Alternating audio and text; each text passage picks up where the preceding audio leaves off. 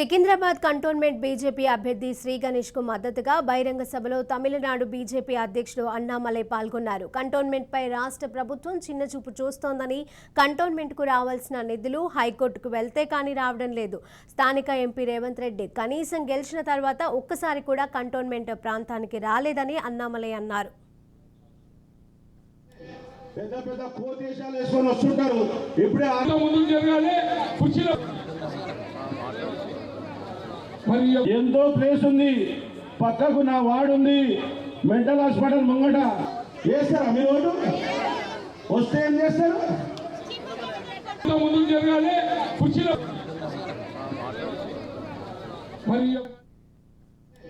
పెద్ద పెద్ద కోదేశాలు వేసుకొని వస్తుంటారు.